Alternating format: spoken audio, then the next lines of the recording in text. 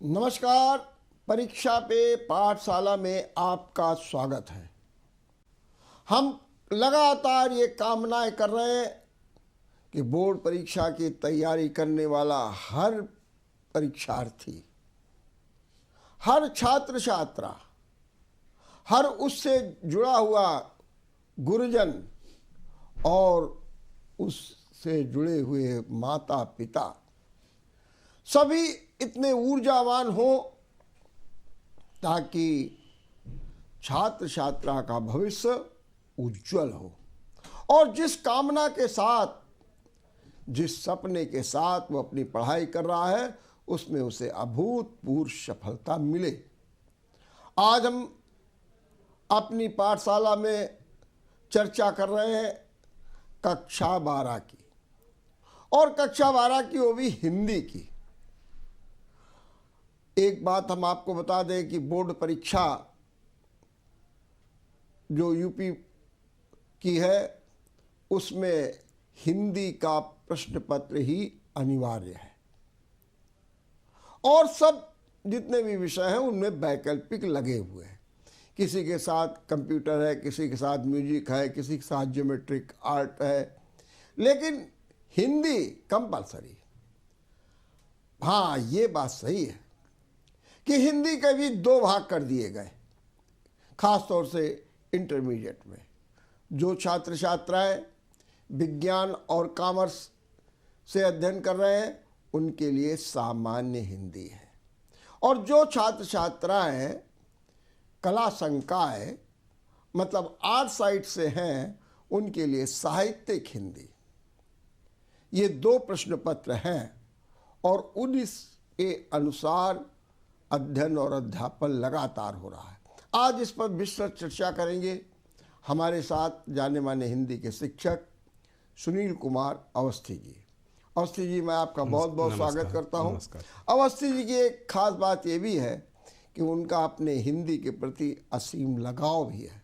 यही कारण है कि वे हिंदी के प्रति लगातार जागरूक रहते हैं और हिंदी के प्रति हर कुछ करने के लिए तत्पर भी रहते हैं। तो अवस्थी जी, मैं आपका एक बार फिर स्वागत करता हूँ। जरा ये बताइए कि सामान्य हिंदी और साहित्यिक हिंदी के प्रश्न पत्र में फर्क क्या होता है? सामान्य हिंदी और साहित्यिक हिंदी दोनों ही खंड का और खा दोनों 2 भागों में विभाजित हैं। खंड का जो है वो सामान्य और साहित्यिक का दोनों एक जैसा है, लेकिन जो खंड खा है वो साहित्यिक हिंदी का थोड़ा लेंदी ज़्यादा है और थोड़ा हम कह सकते हैं कठिन भी है, क्योंकि उसमें जो है थोड़ा सा संस्कृत का जो पोर्शन है वो साहित्यिक में ज़्यादा रखा गया है। सामान्य हिंदी और साहित्यिक हिंदी में एक ये भी अंतर है कि सामान्य हिंदी जो पढ़ने वाले छात्र हैं उनको थोड़े कम पाठ पढ़ने पड़ते हैं, और जो साहित्यिक हिंदी पढ़ने वाले छात्र हैं उनको सभी पाठ मतलब जितनी बुक में हैं, किताब में हैं, वो सारे पाठ पढ़ने हैं, उनको कोई चॉइस नहीं है। लेकिन जो सामान्य हिंदी के पढ़ने वाले छात्र हैं उनको गद्य के पाठों में भी चॉइस है, काव्य के पाठों में भी चॉइस है, संस्कृत के पाठों में भी चॉइस है, और जो ग्रामर है उसमें भी काफ़ी कुछ जो है चॉइस दे रखी है। ये अंतर है। लेकिन अगर सामान्य हिंदी के जो प्रश्न पत्र आता है जी, उसमें जो कवि और लेखक जी, और जो साहित्यिक हिंदी में कवि और लेखक हैं, जी, क्या ये हम मान के चले कि उनमें बड़े क्लिष्ट हैं, आधुनिकवादी हैं? साहित्यिक में नागेंद्र हैं, पन्नालाल बुक्सी हैं, ये माने इस टाइप के हैं। हाँ। और वहाँ पर सामान्य हिंदी में कबीर, सूर, तुलसी, मैथिली शरण गुप्त, ऐसे टाइप, क्या ये भी अंतर है? हाँ, ये अंतर है जी जी। जैसे गद्य में वासुदेव शरण अग्रवाल जी, कन्हैया लाल मिश्र प्रभाकर जी, डॉक्टर हजारी प्रसाद द्विवेदी जी, प्रोफेसर जी सुंदर रेड्डी जी, हरशंकर परसाई जी, डॉक्टर APJ अब्दुल कलाम जी, ये दोनों में कॉमन है। ये दोनों में कॉमन ये है गद्य के लिए। गद्य के लिए। और जो साहित्यिक हिंदी है जी, उसमें डॉक्टर जयनेन्द्र कुमार और पंडित दीनदयाल उपाध्याय, ये 2 पाठ अतिरिक्त हैं। अतिरिक्त ये जो है गद्य के लिए है। जी। काव्य के लिए काव्य में क्या है, काव्य में भी दोनों में काफ़ी अंतर है। जी। काव्य में जैसे विविधा एक आती है, उसमें विविधा में जो विभिन्न कवि हैं, जैसे नरेंद्र शर्मा जी हैं, भवानी प्रसाद मिश्र जी हैं, गजानन माधव मुक्त बोध जी हैं, गिरजा कुमार माथुर जी हैं, धर्मवीर भारती जी हैं, और सूर्यकांत त्रिपाठी निराला जी हैं, और भारतेंदु हरिश्चंद्र जी हैं, रत्नाकर जी हैं। ये सब जो हैं ये साहित्यिक में ज़्यादा हैं और सामान्य में ये नहीं, इन पाठों को नहीं पढ़ना है, नहीं पढ़ना। हाँ। अब पेपर का पैटर्न दोनों का एक ही नहीं, अलग है। हाँ जरा पहले आप हमको सामान्य हिंदी का बताइए। सामान्य हिंदी में पहला प्रश्न जो है वो हिंदी गद्य साहित्य का इतिहास 5 अंक का होगा। उसमें वो पांचों ऑब्जेक्टिव होंगे। यही साहित्यिक में भी यही होगा। मतलब खंड का जो है वो दोनों का समान है। समान माने ऑब्जेक्टिव जिसको बोलते हैं। हाँ, खंड का नहीं, खंड का पूरा जो है जी, खंड का जो है जिसमें संस्कृत भाग नहीं है, उसमें केवल गद्य का भाग, पद्य, काव्य का भाग, कहानी और खंड काव्य, ये चीज आएंगी। ये 4 चीजें आएंगी। ये जो है वो साहित्यिक और सामान्य का दोनों का समान होगा। केवल क्या होगा, पाठ उसमें केवल जो है वो ज्यादा हैं साहित्यिक में, और सामान्य में जो है वो पाठों की संख्या कम है। पहला प्रश्न होगा हिंदी गद्य साहित्य का इतिहास। उसमें 5 अंकों का होगा, 5 प्रश्न होंगे और पांचों ऑब्जेक्टिव टाइप के होंगे। ये होगा पहला क्वेश्चन। दूसरा जो होगा वो होगा काव्य साहित्य का इतिहास। या भी 5 अंक का होगा, पांचों होंगे, पांचों ऑब्जेक्टिव होंगे। इसके बाद तीसरा प्रश्न जो होगा वो एक गद्यांश, 2 गद्यांश दे रखे होंगे, उसमें से एक गद्यांश करना होगा। उसमें 5 प्रश्न दे रखे होंगे, 2-2 अंकों का एक प्रश्न होगा, 10 अंकों का वह होगा। उसमें 2 जो गद्यांश दे रखे होंगे उसमें एक गद्यांश को आपको हल करना है, अथवा में दे रखा होगा, वो 10 अंक का है। इसी तरह से जो चौथा प्रश्न होगा वो पद्यांश का होगा। उसमें जो काव्य के पाठ पढ़ने हैं आपको, उसमें 2 पैराग्राफ दे रखे होंगे, उसमें भी 5 क्वेश्चन दे रखे होंगे, 2-2 अंक का एक क्वेश्चन होगा और 10 अंकों का वो भी होगा। इसके बाद 5वां क्वेश्चन आएगा। पांचवें में 2 पार्ट हैं, का और खा। का में है, का में जो है जो गद्य के जो लेखक हैं उनका आपको साहित्यिक परिचय और कृतियां लिखनी है। 80 शब्द का करना है, वह 5 अंक का होगा। इसके बाद 5वें का जो खा है वो जो आपको जो कवि पढ़ने हैं, दोनों के लिए बता रहे हैं हम, सामान्य और साहित्यिक दोनों के लिए। जो कवि पढ़ने हैं उन्हें कवियों का जो साहित्यिक परिचय और कृतियां जिनको जो है रचनाएं कह सकते हैं, वह भी 5 अंक का होगा। इसके बाद छठा क्वेश्चन जो है वो जो पाठ्यक्रम में जो कहानियां हैं, पाठ्यक्रम में एक कहानी की पुस्तक भी है, उसमें 4 कहानी जो है वो कोर्स में हैं। उन 4 कहानियों के में 2 कहानी का सारांश लिखने के लिए आएगा, 2 कहानी का उद्देश्य करने के लिए आएगा। तो उनमें मतलब 2 सारांशों में से चाहे एक सारांश कर ले या दोनों उद्देश्यों में एक कोई उद्देश्य कर ले, मतलब कुल मिलाकर के वो एक करना है केवल 5 अंक का। छठा जो होगा वो आप खंड काव्य है। खंड काव्य मुक्त यज्ञ है, अपने यहाँ जो है वो मुक्त यज्ञ है। तो खंड काव्य वो 2 प्रश्न दे रखे होंगे। एक में खंड काव्य में मुक्त जो है वो गांधी जी का चरित्र चित्रण आता है मुक्त यज्ञ में। तो या तो वह कर ले या फिर जो कथानक का सारांश लिखने के लिए आएगा वो कर ले, मतलब 2 में से एक प्रश्न करना होगा। इस प्रकार से कथानक का सारांश लिखने को आएगा जी, आएगा। और गांधी जी का चरित्र चित्रण भी आएगा। हाँ जो है, तो इसके बाद पेपर आउट हो गया। हाँ बिल्कुल, कुछ तो समझो चीजें जो बिल्कुल ये बच्चे को केवल करना है, बस मालूम है कि ये आना है। ठीक बात है, बहुत अच्छी बात है। ये सर खंड का है दोनों के लिए, ये दोनों का समान है। केवल पाठों की संख्या कम और ज्यादा है केवल। ये 50 अंक का पूरा पहले, लेकिन इसमें एक निबंध भी तो है। ये अब खंड खा में होगा। अच्छा, वो खंड खा में होगा। खंड खा हम बता रहे हैं पहले सामान्य हिंदी के विद्यार्थियों के लिए। उसमें 8वें का जो है वो जो संस्कृत के जो पाठ हैं उसमें जो गद्य है उसका संदर्भ सहित हिंदी में अनुवाद करने के लिए आएगा, वो 7 अंक का होगा। संदर्भ सहित लिखना होता है, 2 अंक का उसमें संदर्भ होता है और 5 अंक का अनुवाद होता है। इसके बाद 8वें कक्षा जो है, जो संस्कृत के भाग में श्लोक दे रखे हैं उनमें से वही आप एक फिर वही बात है कि 2 अंक का जो है वो आपका संदर्भ है और 5 अंक का वो हिंदी में अनुवाद है। फिर जो 9वां क्वेश्चन होगा वो मुहावरे का होगा। उसमें 4 मुहावरे दे रखे होंगे, 1 मुहावरा केवल करना है। उसमें 1 अंक का जो है मुहावरे का अर्थ है और 1 अंक का मुहावरे का वाक्य में प्रयोग है। इसके बाद जो है 10वें क्वेश्चन में थोड़ा सर इस बार कंफ्यूजन अभी क्रिएट है। अच्छा, हाँ, 10वें क्वेश्चन में ये आप विद्यार्थी थोड़ा सा ध्यान से समझ लें और हमारा ये है कि दोनों चीज तैयार करके जाएं, क्योंकि अभी इस बार थोड़ा सा 10वें प्रश्न में क्लियर नहीं। अभी तक क्या था सर कि 10वें में 2 पार्ट होते थे, उसमें 3 अंक का जो है वो संधियां आती थी और 2 अंक का जो आती थी वो विभक्ति और वचन का आता था जो है। लेकिन इस बार जो है वो उसकी जगह में अपठित कर दिया हाँ, गया। नहीं तो यही है कि अपठित कर दिया गया, वो दोनों हटा दिए गए। तो अभी इसमें थोड़ा सा कंफ्यूजन क्लियर जाए तो सर हम चाहते हैं बच्चों से कि थोड़ा सा संधि और उसके बारे में भी थोड़ा पढ़ कर लेकिन जो प्रचारित किया जा रहा है जी उसके अनुसार हाँ, ये दोनों हट गए हैं। तो ये सर इनकी जगह पर अपठित आ गया। तो अपठित में तो कुछ पढ़कर जाना नहीं, क्योंकि अपठित का मतलब ही होता है जो पढ़ा हुआ न हो। बिल्कुल, तो जी, तो सामने जो भी अपठित आए वो गद्य का हो या पद्य का हो उसको पहले अच्छी तरह से पढ़ें जी, जी, जी। और उस पर आधारित जो है वो 3 प्रश्न आएंगे जी। अपठित पर आधारित 3 प्रश्न आएंगे। वो 2-2 अंक के 2 होंगे, 1 अंक का 1 होगा। जी, जी। तो वो 5 अंक का पूरा क्वेश्चन कर दिया है। पहले जो 10वां क्वेश्चन जो था वो 2 भागों में जो विभाजित था, 3 नंबर की संधियां और 2 नंबर की विभक्ति।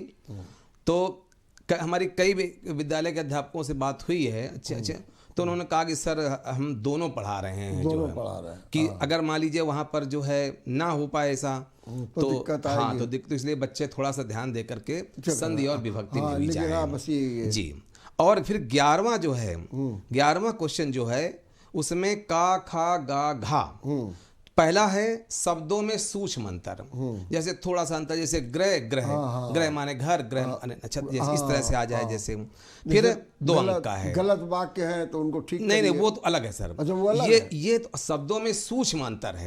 सूक्ष्म जैसे प्रसाद प्रासाद, तो ये बच्चों को दोनों का अर्थ लिखना है। जैसे प्रसाद माने कृपा और प्रासाद माने महल, तो बस केवल लिख देना है, जैसे बस प्रसाद डैश करके प्रसाद मीन्स कृपा और प्रासाद माने महल, बस ये लिख देना है बच्चों को। या सर ये ऑब्जेक्टिव में ही आ जाएगा। अच्छा, ये हाँ, तो ऑब्जेक्टिव में होगा तो जो सही होगा वो लिख देंगे बच्चे, कोई बात नहीं। वैसे ऑब्जेक्टिव में ही आ रहा है। इसके बाद 11 का खा जो है वो है अनेकार्थी शब्द। अनेकार्थी शब्द का अर्थ सर ये है कि एक शब्द के 1 से 2 अलग अर्थ। जैसे सर द्विज लिखा है तो द्विज माने जो है पक्षी और द्विज माने ब्राह्मण। ठीक बात है। तो ये भी सर ऑब्जेक्टिव में ही आएगा जो है। इसके बाद 11 का गा है वो अनेक शब्दों के लिए एक शब्द, या ये भी कह सकते हैं वाक्यांश के लिए एक शब्द। जैसे एक मतलब 4-5 शब्दों का एक समूह दे रखा होगा, उसके बदले एक, जैसे ऐसी स्त्री जिसका पति मर गया हो, विधवा।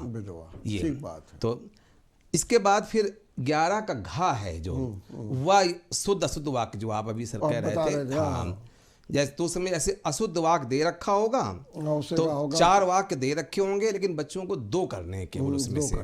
वही अशुद्ध वाक्य दे रखा होगा तो उसको बच्चों को शुद्ध करके लिख देना है।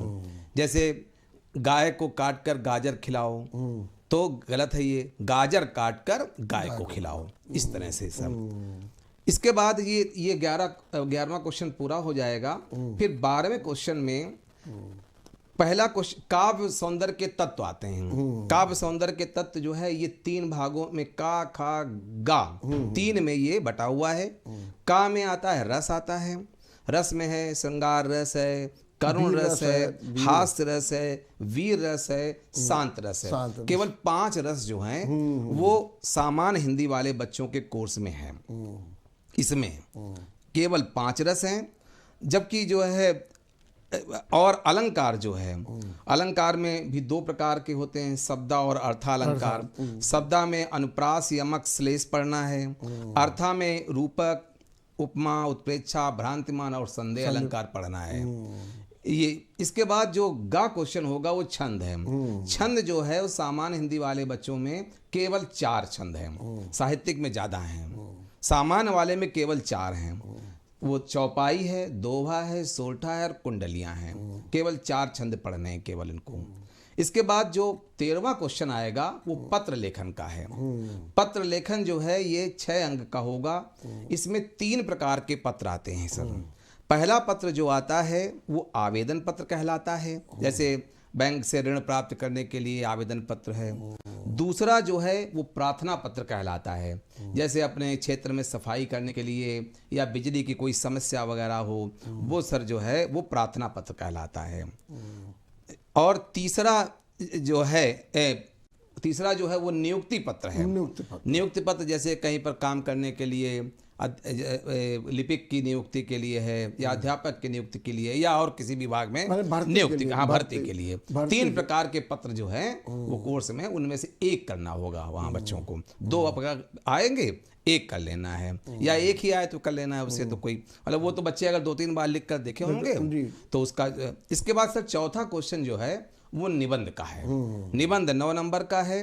निबंध को सबसे आखिरी में करना चाहिए बच्चों को, और जितना भी समय बचे कम से कम जो है वो आधा घंटा वैसे समय निबंध के लिए बचा कर रखना चाहिए, और 4 से 5 पेज तक जो है निबंध करना चाहिए। उसके लिए सबसे पहले ये है कि रूपरेखा जो है जिस भी सब्जेक्ट में वो लिखना चाहते हैं, उस जिसके बारे में लिखना, जिस विषय में लिखना चाहते हैं उस विषय को पहले अपने दिमाग में तैयार करें।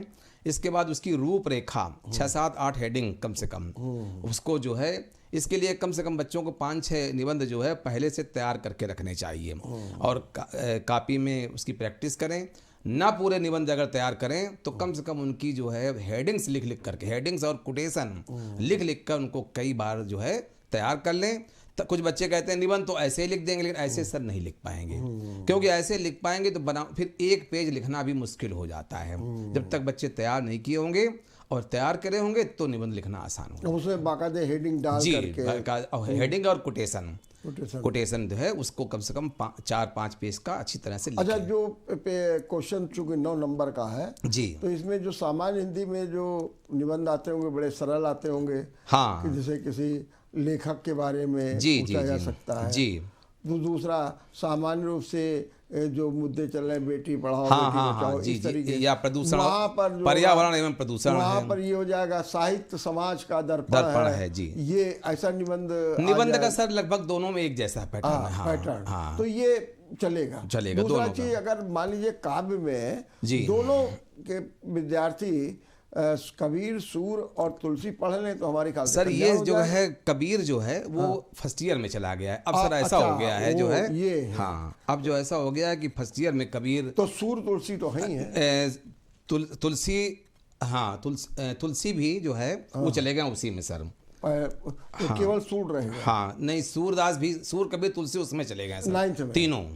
हाँ तीनों। तो अब इधर रह गए हैं, इधर इसमें रह गया है सर जो है, यहाँ से अयोध्या सिंह उपाध्याय हरिऔध हैं, मैथिली शरण गुप्त हैं, जयशंकर प्रसाद हैं, सुमित्रा नंदन पंत हैं, महादेवी वर्मा हैं, रामधारी सिंह दिनकर हैं और अग्गे जी हैं। हाँ, ये सर रह गए केवल इसमें जो, तो ये दोनों में सामान्य हिंदी और नहीं, हाँ ये दोनों में रह गए हैं, लेकिन साहित्यिक में थोड़ा ज्यादा है, और जैसे भारतेंदु भी हैं उसमें। अच्छा। जी ये है बस केवल। तो अगर मान लीजिए इसमें, लेकिन सर दोनों में हम मुख्य पाठ बता दे रहे हैं, वो बताइए जी। तो जैसे जयशंकर प्रसाद, मैथिली शरण गुप्त और महादेवी वर्मा और रामधारी सिंह दिनकर, ये 4 पाठ हम दोनों के लिए सर बता रहे हैं कि दोनों जो है 4 पाठों का अगर अध्ययन कर लें दोनों लोग तो ज्यादा अच्छा रहेगा, वो दोनों के लिए जो है वो अच्छा रहेगा। ये आप लेखक की दृष्टि से बता रहे हैं कि ये कवि की दृष्टि से, हाँ कवि की दृष्टि से जो है मैथिली शरण गुप्त, जयशंकर प्रसाद, सुमित्रा नंदन पंत, महादेवी वर्मा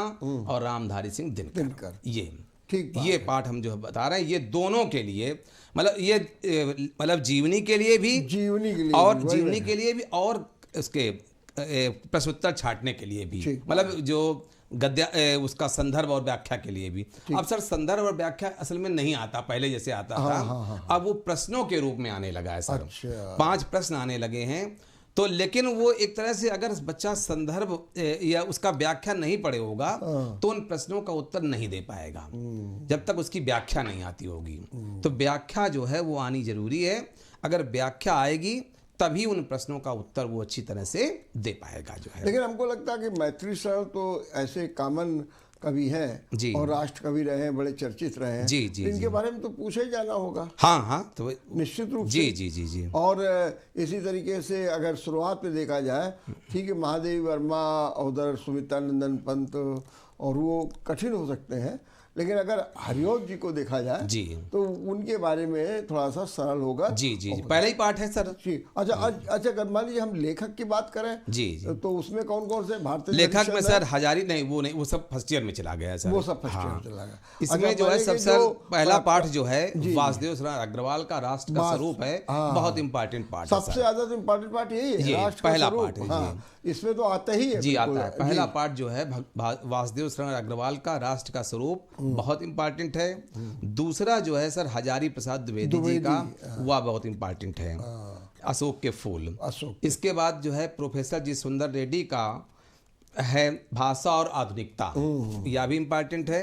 फिर निंदा रस हरिशंकर परसाई। 4 पार्ट सर गद्य के लिए बहुत हम इंपॉर्टेंट बता रहे हैं। लेकिन मेरे हिसाब से अगर यूँ देखा जाए जी, तो जो शुरुआत में आपने बताया वासुदेव शरण अग्रवाल का राष्ट्र का स्वरूप और और हजारी प्रसाद दोनों बड़े द्विवेदी, जी बहुत बहुत इंपॉर्टेंट है। इन दोनों में से एक आ जाता है। और इनकी जीवनी भी आ हाँ जाती जी, है। विद्यार्थी ये जो अगर- हम सर बता रहे हैं पाठ इंपॉर्टेंट की बात अगर हम कर रहे हैं हाँ। तो वो जीवनी और गद्य दोनों लिखने के लिए बता रहे हैं। दोनों के लिए मतलब आएगा। पूरा संपूर्ण पाठ इंपॉर्टेंट अच्छा, इन्हीं के हिसाब से जो ऑब्जेक्टिव आएगा, जो शुरुआत में वो सर गद्य साहित्य का इतिहास और पद्य साहित्य का इतिहास है। हाँ। वो इनसे पाठ से नहीं आएगा। नहीं वो आएगा। शुरुआत में जो होता है गद्य साहित्य का, वो शुरुआत में किताब में दे रखा होता है गद्य साहित्य का इतिहास और पद्य साहित्य का इतिहास, जो 9th से बच्चे पढ़ते चले आ रहे होते हैं, उन्हीं में से उसके आधार पर आता है ऑब्जेक्टिव हाँ आएगा। जी। लेकिन उसमें ऐसा नहीं बताया कि गद्य साहित्य की विशेषताएं बताइए, वो नहीं आएगा। या गद्य सर, साहित्य ऑब्जेक्टिव आता है वो। ऑब्जेक्टिव। जी, तो ये ऑब्जेक्टिव जो आता है। 20 पे क्वेश्चन आएंगे, हाँ, जैसे ये आ जाए सर कि निम्नलिखित में से कौन सी रचना छायावाद की है, हाँ। तो 4 दे रखी होंगी। उनमें तो से- छायावाद की जो होगी, तो जो जयशंकर प्रसाद की होगी रचना, जैसे वो छायावाद से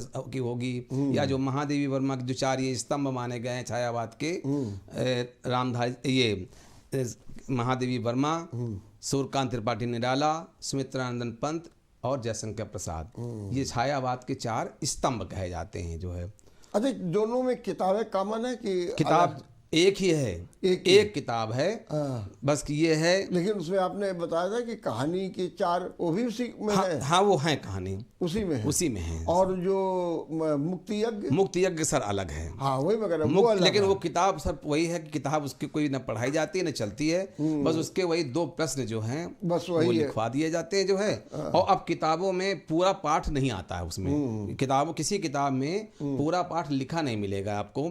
उसके लिए तो एक अलग से पुस्तक खरीदी जाए, तो वो पुस्तक अब जनरली जो जैसे हमने बताया था कि हाई स्कूल में जोत जवाहर जो है कोई लेता नहीं है, वही मुक्ति यज्ञ की बात भी है। वो सर बाजार में इतनी आसानी से उपलब्ध भी नहीं हो पाती है, और बच्चा उसको आजकल वही हिंदी को बहुत हल्के में लेता है। तो जब तो हम लोग भी सर अध्यापक वर्ग यही करते हैं कि उससे जो सटीक जो प्रश्न हैं वही 2-3 लेकिन मेन रूप से वही आता है कि गांधी मुक्ति यज्ञ खंड काव्य के आधार पर गांधी जी की चारित्रिक विशेषताएं बताइए, और या उसका कथानक, हाँ, या फिर उनके द्वारा जो चलाए गए आंदोलन हैं उनकी चर्चा कीजिए। हाँ, उनकी चर्चा, उनकी व्याख्या कीजिए। जो उन्होंने आंदोलन चलाया, उनका या ये भी आ सकता है कि स्वतंत्रता आंदोलन में महात्मा गांधी के योगदान को आप कहाँ तक हाँ, तो सर वही सारे आंदोलनों का वर्णन कर देना है, तो वही सारी बात हो जाएगी जी। तो ये तो रहा सामान्य हिंदी जी का। जी जी। और जब हम साहित्यिक हिंदी में चले जाते हैं जी, तो वहाँ पर कौन से पाठ, जैसे इसमें आपने बताया यही सर पाठ, यही पाठ दोनों के लिए यही पाठ है। लेकिन वहाँ तो आपने बताया था कुछ पाठ ज्यादा है, लेकिन तब भी फिर भी ये पाठ जो है दोनों के लिए इंपॉर्टेंट है। दोनों के लिए वासुदेव शरण अग्रवाल और हजारी प्रसाद द्विवेदी, प्रोफेसर जी सुंदर रेड्डी और हरिशंकर परसाई और डॉक्टर APJ अब्दुल कलाम, ये अब्दुल कलाम भी बहुत जी important है। हाँ, इधर तो अब्दुल कलाम क्योंकि का उनका कौन सा- योगदान सर हमारा हाँ, बहुत है ही उनसे है। अब्दुल कलाम का कौन सा पाठ है? उनका सर एक पाठ यह है प्रगति के मापदंड। अच्छा, प्रगति के हाँ, माप। और सिद्धांत और नीति मतलब संपादित अंश उनका द्वारा लिखा गया है, तो एक संपादित अंश लिया गया है। हाँ, ये प्रगति के नहीं, सॉरी सर, प्रगति के मापदंड नहीं है, ये सिद्धांत और नीति के जो है संपादित उनका एक है लेखक, हाँ, हाँ, मतलब एक अंश दे रखा है उसको, है तेजस्वी मन के संपादित अंश ये करके है। अच्छा, तेजस्वी। तेजस्वी मन के संपादित अंश करके जो है। अच्छा, उसमें अब्दुल जी, कलाम। जी, जी। और अब्दुल कलाम भी बड़े इम्पोर्टेंट है। जी जी जी जी हमारा ख्याल है बाद जो शरण अग्रवाल और जो हजारी प्रसाद द्विवेदी, जी जी जी तो बिल्कुल उसके ही हिसाब से अब्दुल। लेकिन उधर आपने दो पाठ बढ़ाए थे, जैसे पंडित दीनदयाल उपाध्याय। जी, ये जो है आप उसमें नहीं पढ़ना है, सामान्य में नहीं पढ़ना है। वही तो साहित्यिक हाँ। मैं साहित्यिक की बात जी, कर रहा हूँ। जी, जी जी। तो ये साहित्यिक में जो सर ऐसा होता है कि जनरली जो है अध्यापक होता है वो जो है सामान्य और साहित्यिक दोनों ही पढ़ाता है। तो जो सामान्य मतलब चूंकि हम लोग चर्चा यहाँ पर करने बैठे हैं मतलब परीक्षा संबंधी, जी जी जी, तो परीक्षा में दोनों लगभग जो है वो एक जैसे ही पूछ लिए जाते हैं। पूछ लिए जी जाते हैं। जी जी। पहला भाग चूंकि एक जैसा ही है दोनों का, तो लेकिन लगभग साहित्यिक हिंदी में तो फिर पंडित दीनदयाल उपाध्याय इंपॉर्टेंट हो जाते हैं। जी है, पाठ तो इम्पोर्टेंट जो है ही हैं, लेकिन जो सर दोनों में एक जैसे हैं एक पाठ, जैसा है। तो वो दोनों पाठ ज़्यादा इम्पोर्टेंट है, मतलब जो दोनों में जो कॉमन है जी जी वो ज़्यादा इम्पोर्टेंट पाठ है जो है। जी। अगर निबंध की चर्चा करें तो सामान्य में, क्योंकि 9 नंबर का है, जी जी, सामान्य में कौन कौन सामान्य भी सर 9 नंबर का है, वह और साहित्यिक में भी 9 नंबर का है जो है। इसमें जैसे जनसंख्या से संबंधित है, पर्यावरण से संबंधित है, विज्ञान स्वास्थ्य से संबंधित है, शिक्षा से संबंधित है, ऐसे निबंध जो है वो पूछे जाते हैं। अच्छा, वहां पर कहिए नई शिक्षा नीति पूछ ली जाए। हाँ, तो सर शिक्षा वाली बात हमने बता दी, तो शिक्षा में किस नहीं, तरह मैं से साहित्यिक की बात कर रहा हूँ। दोनों की बात बता रहे हैं ना, अच्छा, दोनों अच्छा, की बात अच्छा, है। दोनों में जो है विषय वही है, विषय वही है, तो दोनों में देखिए, माने साहित्यिक का जो है वो थोड़ा सा अंतर बस संस्कृत पाठ में, जैसे उसमें जैसे शब्द रूप पूछ लिया जाता है, धातु रूप पूछ लिया जाता है, प्रत्यय पूछ लिया जाता है, विभक्तियां पूछ ली जाती हैं, संधियां पूछ ली जाती हैं। जैसे अब इसमें संधियां सामान्य में हटा दी गई और तो वहां पर नहीं, और सर थी भी तो केवल एक स्वर संधि पूछी जाती थी केवल, और इसमें सर विसर्ग भी हैं, व्यंजन भी हैं, ये सब संधियां। लेकिन क्या जैसा कि आप अभी खुद ही कह रहे थे कि अभी उसमें थोड़ा सा कंफ्यूजन है कि जी जी जी, हटा कि नहीं हटा। हाँ, तो यही कंफ्यूजन तो साहित्यिक में भी होगा। नहीं, इसमें नहीं है। अच्छा, इसमें नहीं, वहाँ आप को नहीं रखा, वहाँ नहीं है, वहाँ खाली सामान्य हिंदी में ये चर्चा है। 10वें क्वेश्चन पर जो है थोड़ा सा, वैसे ज्यादातर उम्मीद तो यही है कि अपठित ही आना है। जी जी, और अगर आएगा भी तो केवल एक स्वर संधि बस पूछी जाती है उसमें मात्र जो है, वो भी ऑब्जेक्टिव में पूछी जाती है जो है। अच्छा, ऑब्जेक्टिव। हाँ, ऑब्जेक्टिव में 3 संधियां देते हैं, और ऐसे विभक्ति के भी जो 2 प्रश्न हैं उसमें भी ऑब्जेक्टिव के रूप में ही देते हैं जो है, उसमें अलग से कोई याद नहीं करना होता। अगर जितना किताब में दे रखा बच्चे उतने एग्जाम्पल ही पढ़ लेंगे तो वो पर्याप्त हो जाए, पर्याप्त है। हाँ, अच्छा, उसका कोई बहुत ज़्यादा मतलब, अब अध्ययन तो अगर बच्चे करें पूरी तो बहुत संधिया तो बहुत बड़ा उसका है रूप, लेकिन परीक्षा की दृष्टि से चूंकि हम बता रहे हैं तो इसलिए जो परीक्षा में जो एग्जाम्पल दे रखे हैं वही थोड़ा सा पढ़ के चले जाएं, क्योंकि शायद हो सकता है ये सामान्य हिंदी वालों को इस बार ना ही करना पड़े। ठीक, एक बात हम आपसे और ये जानना चाहते हैं जी कि जब आप कापियाँ जांचते हैं जी हिंदी की, तो आपको क्या क्या कमियां ऐसी दिखती हैं जो छात्र छात्राएं करते हैं, उनको लेकर के कभी कभी आपका भी मूड अपसेट हो जाता है? देखिए, हमारा मानना है कि जब जो विद्यार्थी जो है वो मुश्किल से 10% विद्यार्थी तो ऐसे होते हैं कि जो सीरियल से पेपर को करते हैं। 10%। 90% विद्यार्थी जो है जिसको जो पहले आता है पहले वो वही कर लेता है। परीक्षा में तो सर बहुत से बच्चे ऐसे करते हैं कि हो सकता है ऑब्जेक्टिव भी एक प्रश्न इधर कर लें तो एक प्रश्न और आगे बात एकदम 2 पेज बात करें, फिर उसके बाद करें। तो जब हम लोगों को केजिंग भरना होता है तो उसमें बहुत समस्या, जैसे पहले का में का यहाँ किया है, फिर 2 पेज बाद ये खा किया हुआ है, फिर गा किया हुआ है, तो इसलिए हम लोगों को सर लास्ट तक जो है कॉपी जो है देखनी पड़ती है। बहुत बार ऐसा भी हो जाता है सर, आखिरी में बच्चे ने 2 पेज खाली छोड़ दिए हैं, इसके बाद 2 पेज बाद का किया हुआ है जो है, 2 पेज खाली के बाद। तो इसलिए सर हम लोगों को अंतिम पेज तक देखना पड़ता है और अंतिम जो प्रश्न होता है उसमें हमें लोगों को साइन करना पड़ता है और अपना नंबर डालना पड़ता है जो है लास्ट। और जो खाली पेज होते हैं परीक्षक संघ और लास्ट जितने खाली पेज होते हैं उनको हम लोगों को काट देना पड़ता है। तो इस तरह से तो बहुत छात्र करते हैं सर। दूसरी बात सबसे बड़ा यही कि मेन जो है प्रश्नों का नंबर सही ढंग से नहीं डालते हैं बच्चे। प्रश्न का नंबर बच्चे अपने हिसाब से बनाते हैं, ये सबसे बहुत गलत। तो हम बच्चों से यही सबसे कहेंगे कि प्रश्नों का नंबर अपने हिसाब से आपको नहीं बनाना है। प्रश्नों का नंबर जो पेपर में है, कोई बात नहीं, आप सीरियल से नहीं कर पाते तो कोई बात नहीं। अगर आप पहले प्रश्न के बाद अगर आप चौथा कर रहे हैं तो प्रश्न नंबर 4 डालें, ना कि 2 डालें। 2 डालें। बच्चे सोचते हैं पहले के बाद हम चौथा कर रहे हैं, लेकिन वो अपने हिसाब से सोचते हैं कि हम दूसरा कर रहे हैं, तो यहाँ पर बहुत बड़ी समस्या हो जाती है। तो इसलिए बच्चों को ये बहुत ध्यान रखना है कि उन्हें जो भी आता है, नहीं सीरियल से अगर कर सकते हैं, सीरियल से अगर कर सकते हैं तो बहुत अच्छा है, अगर नहीं कर सकते हैं तो जो भी प्रश्न करें साफ उसको अच्छी तरह से प्रश्न नंबर डालें और जो कर रहे हैं उसकी हेडिंग डालें। अगर आप जीवन परिचय कर रहे हैं तो आप जीवन परिचय डालिए। अगर आप गद्य का कर रहे हैं तो लिखिए आप कि 5 का लेखक का जीवन परिचय, और उस जीवन परिचय जिसका भी करने जा रहे हैं जिस लेखक का, उसका नाम बीचों बीच डालें, साइड में नहीं, बीचों बीच प्रश्न का नंबर डालें, बीचों बीच। और स्केच पेन का प्रयोग करें। स्केच पेन हो वो भी पतला वाला हो, बहुत मोटा स्केच पेन नहीं होना चाहिए, पतला स्केच पेन हो। स्केच पेन पतले आते हैं, या ऐसा ना हो कि जो पीछे की तरफ छप रहा हो। और काला स्केच पेन ना प्रयोग करें, इसके लिए नीला स्केच पेन या बैगनी रंग का स्केच पेन प्रयोग करें। बीचों बीच प्रश्न नंबर डालें, बीचों बीच हेडिंग डालें और प्रश्न नंबर जो भी हो उसको अच्छी तरह से स्पष्ट करें, जिससे कि आपका नुकसान ना हो, कि आपने जो किया है उसका पूरा मूल्यांकन हो। क्योंकि हम लोगों का होता है मूल्यांकन करना सर। अगर हम लोग जो है, जैसे बच्चा जो भी लिखता है तो उसका हम लोग अगर केवल कॉपी जांचने लगे सर तो फिर लड़का नहीं पास हो पाएगा। हम लोग मूल्यांकन कर लेते हैं, कहा जाता है हम लोग मूल्यांकन करने जा रहे हैं, कि माने बच्चे का हमने मूल्यांकन किया कि बच्चा क्या कहना चाहता है हमसे। पूरी बात नहीं कह पाया, लेकिन हमको समझना पड़ता है कि वो हमसे ये कहना चाहता था और ये पूरी बात नहीं कह पाया, तो प्रयास करके हम उसके जो है उसको अंक जो है उसकी बेहतरी के लिए उसको हम अंक प्रदान कर देते हैं।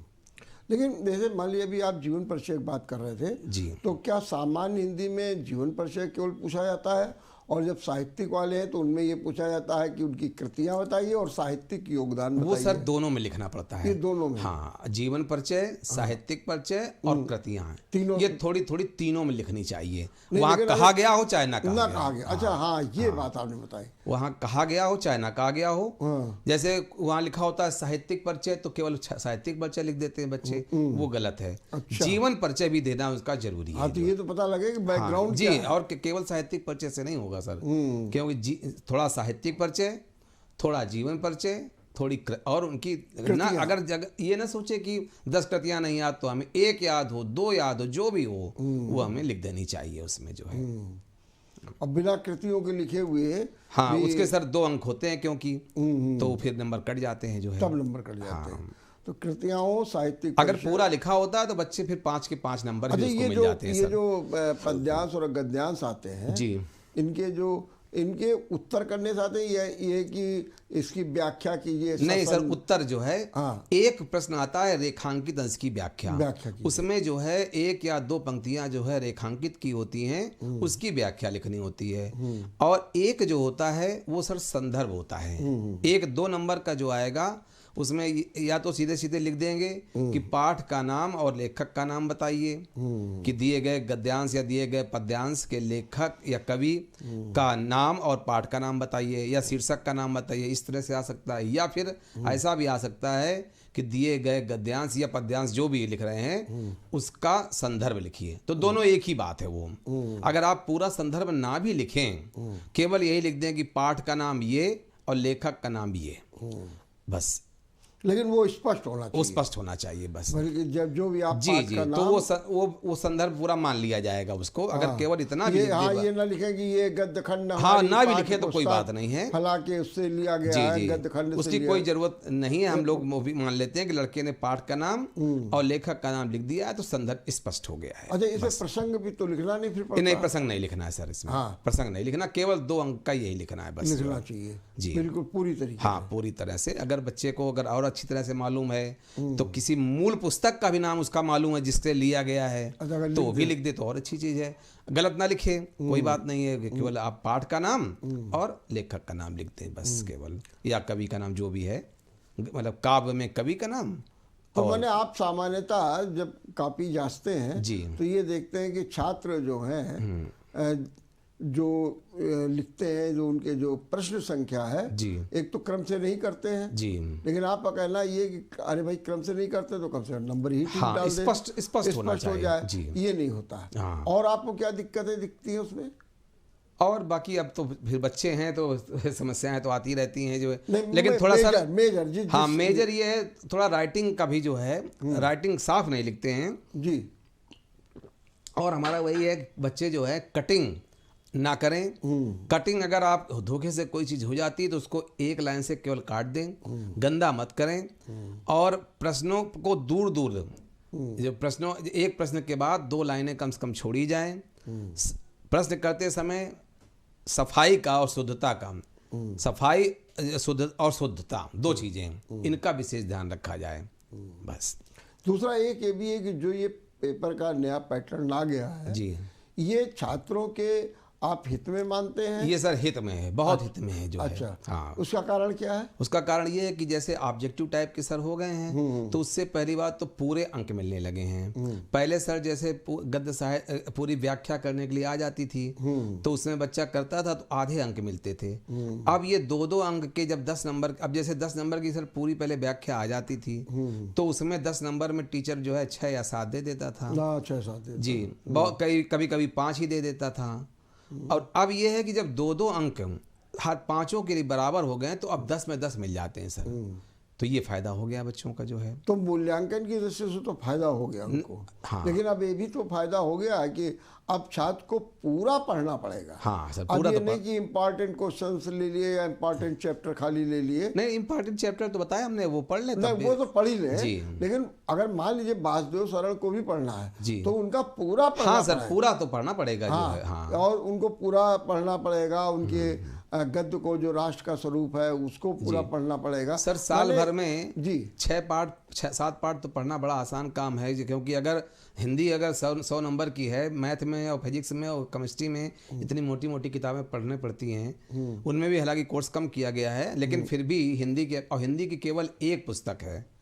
एक पुस्तक को अगर साल भर में अगर बच्चा नहीं पढ़ सकता तो फिर तो बहुत काफी कठिन काम है फिर तो। नहीं, पुस्तक जरूर एक है लेकिन उसके खंड कितने हैं? नहीं, खंड तो है लेकिन सर बहुत कम पार्ट है, बहुत पतली पुस्तक रह गई है अब। पहले जो था गद्य की अलग थी, काव्यांजलि अलग थी। पहले गद्य गरिमा चलती थी, काव्यांजल चलती थी, संस्कृत दिदर्शिका चलती थी और कहानी की अलग चलती थी जो है, और उसकी खंड काव्य की अलग थी। तो अब और पहले सर जैसे था कि फर्स्ट ईयर और इंटर की मिला के एक साथ था तो राजमुकुट और मुक्त यज्ञ मतलब नाटक और खंड काव्य दोनों करने पड़ते थे। अब सर एक हो गया है जो है। तो अब वो इसका भी फायदा हुआ कि जो फर्स्ट ईयर का वो आप पूछा नहीं जाता। हाँ, फर्स्ट ईयर का नहीं पहले पूछा। क्या होता था, पहले फर्स्ट ईयर इंटर दोनों पूछा जाना था। तो उसमें विद्यार्थी के लिए थोड़ी प्रॉब्लम हाँ, होती तो सर थी। अब लेकिन अब इतनी प्रॉब्लम नहीं जी होती। अब नहीं। अच्छा आप जी हाँ बताइए। पहले सर एक फर्स्ट वही था कि पहले शुरुआत में हिंदी के 3 पेपर होते थे। हाँ हाँ वही बात है। हाँ, और अब हिंदी का 1 पेपर हो गया है। तो इसमें तो सर थोड़ा सा समस्या है, लेकिन अगले साल से इसमें भी सर सुधार होने जा रहा है। क्या? अब ये इसका भी जैसे हाई स्कूल में OMR में शुरुआत के जो भरे जा रहे हैं 20 नंबर का, वैसे अब हिंदी और अंग्रेजी जो साहित्यिक विषय हैं इनमें 30-30 नंबर का OMR का आने जा रहा है। और जैसे जो प्रैक्टिकल सब्जेक्ट हैं उनका 20-20 नंबर का OMR का आने जा रहा है। तो उससे थोड़ा सा ये जो आगे चलकर बच्चे जो कंपटीशन नहीं जो है क्वालिफाई कर पाते हैं, क्योंकि अब तो हिंदी की परीक्षा जो है, हिंदी सर इतनी इम्पॉर्टेंट हो गई है कि सारी परीक्षाओं में, यूपी की सारी परीक्षाओं में तो अनिवार्य कर दी गई है कि हिंदी पूछी जाएगी। तो अगर बच्चे अपने जब हाई स्कूल और इंटर में जो हिंदी तैयार कर लेते हैं वही आगे तक उनको काम आती है जो है। तो इस पर इसलिए हिंदी विषय पर इसलिए भी छात्रों को बहुत अच्छी तरह से ध्यान देना चाहिए और बहुत गहन अध्ययन करना चाहिए जो है। तो क्या अब सब ऑब्जेक्टिव होने जा रहा पूरा पेपर? नहीं, 30 नंबर का शुरुआत हाँ शुरुआत जो अभी तक 20 का होता था। अभी तक जैसे 10 का होता था। अच्छा अच्छा। हाँ, अभी तक 10 का होता था हाँ जो है। तो अब वो उसमें कुछ प्रश्न वो अगले साल की बात है सर, अभी इस साल की बात नहीं है। हाँ, तो अभी इसलिए बच्चे नहीं, ऑब्जेक्टिव का तो पहला क्वेश्चन जो होता है वो 10 नंबर का होता है 10 नंबर इंटर में। हाँ, 5 नंबर का गद्य का और 5 नंबर का काव्य का। अच्छा जी। ये हाई स्कूल में 20 नंबर का होता हाई स्कूल में उसमें 20 का होता है वो। 20 जी। इसमें केवल 10 ही इसमें 10 का होता है, लेकिन 10 का सर कहने का है क्योंकि आगे जो जैसे शब्द युग्म है और ये अनेकार्थी शब्द हैं, जैसे पहले वो भी ऑब्जेक्टिव था एक तरह से। तरीके से हाँ, तो समझ लीजिए इस किताब का जी नाम जी क्या है, वो सर गद्य वो शुरुआत में आएगा। हाँ। वो जो गद्य साहित्य का इतिहास और पद्य साहित्य का इतिहास में है वही वो है। नहीं, मैं कह रहा था जो पद्यांश और गद्यांश आएंगे वो ऑब्जेक्टिव नहीं होगा। हाँ, उनका तो ऑब्जेक्टिव नहीं है, वो सब्जेक्टिव। लेकिन जैसा भी आप बता तो रहे थे कि संदर्भ और लेखक का नाम ही खाली आपने डाल दिया, लेकिन वो ऑब्जेक्टिव नहीं हुआ वो ना। हाँ, ऑब्जेक्टिव तो ये है जैसे 4 दे रखे हैं, छाटना से एक छाटना हाँ, मतलब कम लिखना है बस। ये कम लिखना। जैसे सर पहले जीवनी होती थी कि बहुत लिखनी होती थी, अब जो है इसकी सीमा, हाँ एक बार सर बताना भूल गए कि अब जो है जीवनी की सीमा जैसे है वो 80 शब्दों की तक बांध दी गई है। अच्छा। 80 शब्द जीवनी की जो है वो 80 शब्द है। और जैसे निबंध जो है वो तो थोड़ा, निबंध का तो कोई वो नहीं है, आप लिख सकते हैं कितना भी। जैसे एक तो ये मतलब गद्य साहित्य इसका लेखकों का जीवन परिचय और कवियों का जीवन परिचय जो है वो 80 वर्ड का है। और जो कहानी है उसको भी 80 वर्ड में लिखना है। वो कहानी का जो सारांश हमने बताया वो भी 80 वर्ड में लिखना। कहानी 2 इस साल के लिए सर इम्पोर्टेंट है। हाँ, ये होता है। हाँ, एक है बहादुर और एक पंचलाइट। जी। ये दोनों में जी, दोनों सामान्य दोनों में जी ये दोनों में इम्पोर्टेंट है। दोनों में हाँ, पंचलाइट और बहादुर ये दोनों तैयार कर लें तो एक हम समझते हैं कि इसमें से निश्चित तो इसमें तो वही आता है कि कहानी का सारांश लिखने के लिए उसको आप केवल यही करना है कि 2 बार अच्छी तरह से। ये भी आ जाता है कि इसके नायक का परिचय। नायक इसमें नहीं आता है सर। अच्छा, ऐसा नहीं आता। हाँ, इसमें बस केवल आप सारांश लिख कर जाइए बस तैयार करके। और उसके लिए केवल ये है सर, अच्छी तरह से कहानी को 2-3 बार पढ़ लीजिए और पढ़ करके उनके मेन पात्रों को अलग लिख लीजिए। अच्छा। पात्रों के नाम जो है वो सही होने चाहिए और फिर पात्रों का योगदान क्या है वो जब 2 बार पढ़ेंगे तो कहानी को अपने भाषा में लिख सकते हैं आराम से, जो है कोई दिक्कत नहीं जो है। ये भी एक अच्छा हुआ। दूसरी चीज़ ये है कि पिछले बार भी आप जब आए थे तो एक राइटिंग की चर्चा हुई जी थी। जी। और आज भी आप कह रहे हैं कि राइटिंग बड़ी खराब होती है। शुद्धता होनी चाहिए और साफ सुथरा होना चाहिए जो है, जिससे कि एक मनोवैज्ञानिक रूप से अध्यापक के मस्तिष्क पर भी प्रभाव पड़ता है। तो वो अगर जहाँ मतलब जो बड़े क्वेश्चन जैसे अब निबंध है जी, तो अगर राइटिंग बहुत अच्छी हुई उसका उसमें बहुत मैटर अच्छा ना लिखा हुआ तो भी फिर राइटिंग का प्रभाव पड़ता है। तो अगर कम भी पेज अगर लिखे होते हैं तो नंबर ज़्यादा मिल जाते हैं। बड़े प्रश्नों में राइटिंग का प्रभाव पड़ जाता है जो है। और अगर उसके बीच में कोटेशन डाल दिए हाँ जी जी, उन सब का प्रभाव पड़ता है, सब उनका रेखांकित कर दिया जाए जी, तो नंबर। वैसे सामान्यतः आजकल विद्यार्थी कितने नंबर पा रहे हैं? 30 तो आप ही लोग दे देते हैं। नहीं सर, इसमें 30 नहीं है। हाँ, इसमें क्या है? इसमें पूरे नंबर जो है वो लिखित ही हैं। 100? जी 100 पूरा 100 नंबर का है ये। इसमें वो जो 30 वो नंबर- नहीं है वो। अच्छा, इसमें नहीं है। वो नहीं है। नहीं। तो इसमें 100 तो में इसमें हाँ, इसमें सर हम देख रहे हैं जनरली जो है 60 से 70 नंबर बच्चे पा रहे हैं। पा इसमें। रहे हैं? जी पा रहे हैं। 60-70 माने कि फिर फर्स्ट डिवीजन। जी हाँ, अच्छे नंबर पा रहे हैं। हाँ। इधर कई सालों से जो काफ़ी जो है अच्छे नंबर पा रहे हैं बच्चे जो है। हाँ। क्योंकि उसका पैटर्न वही पैटर्न की बात है कि जैसे 10 नंबर का ऑब्जेक्टिव है शुरुआत का, तो तो उसमें 6-7 नंबर लगभग ले आते हैं बच्चे जो है। फिर जो पैराग्राफ छाटने के लिए है 20 नंबर का वो है, उसमें भी लड़का जो है 10-12 नंबर ले आता है, 15 नंबर जो है। क्योंकि बच्चे जो है अब हिंदी का, चूंकि सर इसका फायदा एक और होता है कि हिंदी का पहला पेपर पढ़ता है, तो पहले पेपर में बच्चा जो है पूरी ताकत लगा के जाता है लगा के जाता जी। है। हाँ। तो वो हिंदी जो है वो कर ले जाता है जो है। और थोड़ा हिंदी के अध्यापक जो हैं उनका भी सर थोड़ा सा मातृभाषा के प्रति सॉफ्ट कॉर्नर भी रहता है। सॉफ्ट कॉर्नर रहता है। ये बात आती है। और लगता है कि भाई करके हिंदी में जी।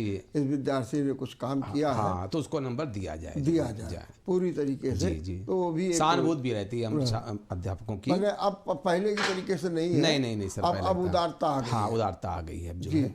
अच्छा, राइटिंग के लिए आपने पिछली बार भी कुछ बताया था क्या? हाँ, कि हमने कहा था कि एक अंगुल छोड़ करके सब अगर लिखे जाएं जी। तो उससे सफाई आती है जो है। हाँ। और हेडिंग का प्रयोग किया जाए, हेडिंग में काला स्केच पेन ना प्रयोग किया जाए, उसके लिए नीला स्केच पेन और पर्पल स्केच पेन प्रयोग किया जाए। हाशिया में एक तरफ ही खींचे जाएं, अगर दूसरी तरफ भी खींचना चाहते हैं तो बहुत ज़्यादा मतलब आधे स्केल का खींचे वो। अगर इधर पूरे स्केल का हो बाएं तरफ तो दाएं तरफ आधे स्केल का हो। ठीक बात। ये और कापी जबरदस्ती भरने की कोशिश न की जाए। ओ, ये बात। हाँ, क्योंकि जबरदस्ती कापी भरने से नंबर नहीं मिलते हैं। अब सटीक बातें लिखने से नंबर सटीक, ये आपने बहुत अच्छा बात की कि सटीक बातें करने अगर से 5-6 पेज में भी मतलब निबंध को छोड़ करके और चीज़ें जैसे जो है वो अगर बच्चा जो है 5-6 पेज में भी सटीक अगर बातें लिख दे तो उसको पास मार्किंग नंबर आराम से मिल जाए। जी चलिए, बहुत बहुत धन्यवाद कुमार साहब। आपने बहुत अच्छे ढंग से आज का भी प्रस्तुतिकरण किया और निश्चित रूप से अब परीक्षा में वो नहीं चल पाएगा कि आप लिखते चले जाएं और आप सोचें कि हमने कुछ भी अंदर लिया। एक ये भी बड़ी मानसिकता होती है, कहीं लिखे रहो जो भी मन हो। नहीं, इसे बहुत बच्चे ये करते हैं कि पेपर उतार देते हैं। पेपर उतार देते हैं। तो पेपर उतारने वालों वो सोचते हैं अध्यापक देख नहीं रहा, लेकिन ऐसा नहीं है सर। अच्छा, पेपर उतार देते हैं, दूसरा और भी करते हैं, एक ही वर्ड को, एक ही बात को बार बार लिखते रहते हैं। तीसरा एक काम और करते हैं जी। वो ये काम करते हैं कि पता नहीं कहाँ की बात हाँ और लिखना शुरू कर देते हैं। जी कहीं का ईंट, कहीं का रोड़ा, भानुमति ने लिखना शुरू कर। उनको ये नहीं लगता है कि मास्टर साहब पढ़ेंगे नहीं। हाँ, उनको लगता है कि अध्यापक आंख बंद करके कापी जांच रहा है। तो सर ऐसा नहीं है। अब जो है चूंकि अब पेपर का पैटर्न ही ऐसा हो गया है कि वो निगाह से बच नहीं सकता है। वो बस वहीं तक रहेगा। अगर आपसे मान लीजिए वो पूछ रहा है कि इस पुस्तक का नाम बताओ, उसके लेखक का नाम उसमें सर दूसरी बात लिख देंगे तो काट दी जाएगी वो। तो आप उसको 4 पूरे पन्ने में लिखते चले आ रहे हैं कि ये बहुत बढ़िया आदमी थे और बड़े कोई अच्छा मतलब लेखक थे, ये थे, और वो चीज जो मूल है वो आप लिख नहीं रहे। तो सर काट दिया जाए। उससे फिर सर प्रभाव एक पड़ता है ये है कि अगर ऐसा बच्चा करता है तो उसके आगे जो सही भी बातें होती है, लिखी होती है, उसको नेगेटिव जो है हम लोग समझ लेते हैं कि वो भी जो है। चलिए, बहुत बहुत धन्यवाद, बहुत बहुत धन्यवाद। और देखते रहिए परीक्षा पे पाठशाला। नमस्कार।